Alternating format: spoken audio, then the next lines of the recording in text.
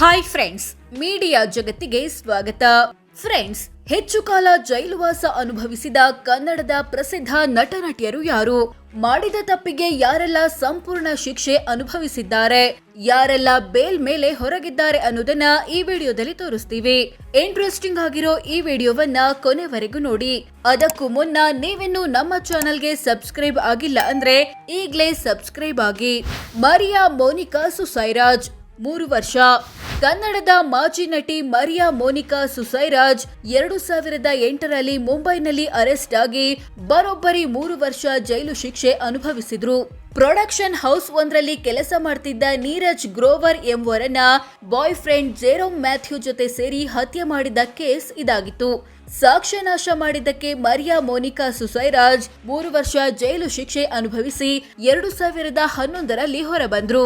Jerome Matthew 13 ವರ್ಷ ಕಂಬಿ ಎಣಿಸಬೇಕಾಯಿತು. ರಾಗಿಣಿ ದ್ವಿವೇದಿ 5 ತಿಂಗಳು.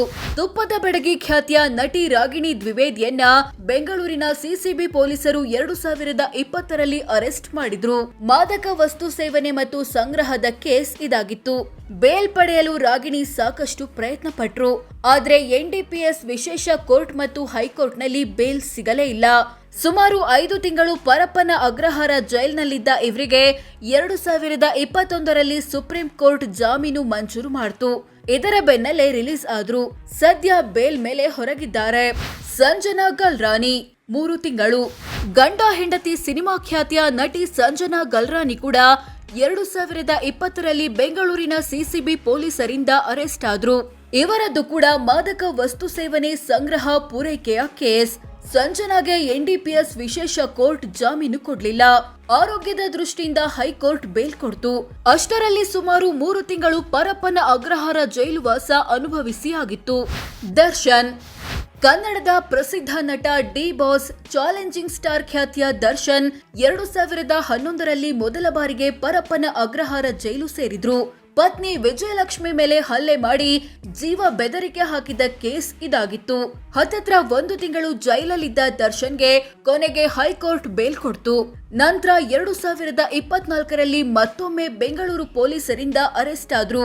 ಚಿತ್ರದುರ್ಗ ಮೂಲದ ರೇಣುಕಾ ಸ್ವಾಮಿಯನ್ನ ಅಪಹರಿಸಿ ಹತ್ಯೆ ಮಾಡಿದ್ದ ಪ್ರಕರಣವಿದು. ಈ ಕೇಸ್ನಲ್ಲಿ ದರ್ಶನ್ಗೆ ಬೇಲ್ ಸಿಗೋದು ಕಷ್ಟ ಎನ್ನಲಾಗ್ತಿದೆ. ಆರೋಪ ಸಾಬೀತಾದ್ರೆ ಜೀವಾವಧಿ ಶಿಕ್ಷೆಯೂ ಆಗಬಹುದು. ಎಷ್ಟು ದಿನ ಜೈಲಲ್ಲಿ ಇರ್ತಾರೆ ಅನ್ನೋದನ್ನ ಕಾದು ನೋಡ್ಬೇಕು. ದುನಿಯಾ ವಿಜಯ್ 9 ದಿನ.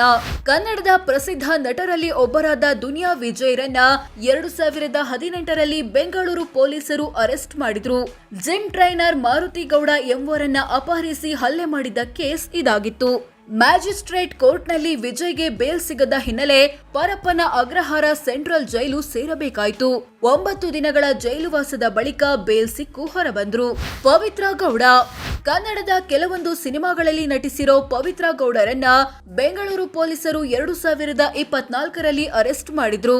ಚಿತ್ರದುರ್ಗ ಮೂಲದ ರೇಣುಕಾ ಸ್ವಾಮಿಯನ್ನ ಅಪಹರಿಸಿ ಹತ್ಯೆ ಮಾಡಿದ ಕೇಸ್ನಲ್ಲಿ ದರ್ಶನ್ ಅಂಡ್ ಗ್ಯಾಂಗ್ ಜೊತೆ ಇವರು ಕೂಡ ಅರೆಸ್ಟ್ ಆದ್ರು. A1 ಆಗಿದ್ದ ಪವಿತ್ರ ಗೌಡರನ್ನ ಹಲವು ದಿನಗಳ ಕಾಲ ತಮ್ಮ ಕಸ್ಟಡಿಯಲ್ಲಿಟ್ಟುಕೊಂಡು ವಿಚಾರಣೆ ನಡೆಸಿದ ಪೊಲೀಸರು ಬಳಿಕ ಜೈಲಿನ ದಾರಿ ತೋರಿಸಿದ್ರು. ಸೊ ಫ್ರೆಂಡ್ಸ್, ಇದಷ್ಟು ಹೆಚ್ಚು ದಿನ ಜೈಲಲ್ಲಿದ್ದ ಕನ್ನಡದ ಪ್ರಸಿದ್ಧ ನಟ ನಟಿಯರು ಯಾರು? ಮಾಡಿದ ತಪ್ಪಿಗೆ ಯಾರೆಲ್ಲ ಸಂಪೂರ್ಣ ಶಿಕ್ಷೆ ಅನುಭವಿಸಿದ್ದಾರೆ, ಯಾರೆಲ್ಲ ಬೇಲ್ ಮೇಲೆ ಹೊರಗಿದ್ದಾರೆ ಅನ್ನೋದನ್ನ ತಿಳಿಸಿಕೊಡೋ ಪ್ರಯತ್ನ. ವಿಡಿಯೋ ಇಷ್ಟ ಆಗಿದ್ರೆ ಲೈಕ್ ಮಾಡಿ, ಶೇರ್ ಮಾಡಿ, ನಮ್ಮ ಚಾನೆಲ್ಗೆ ಸಬ್ಸ್ಕ್ರೈಬ್ ಆಗಿ. ಧನ್ಯವಾದ.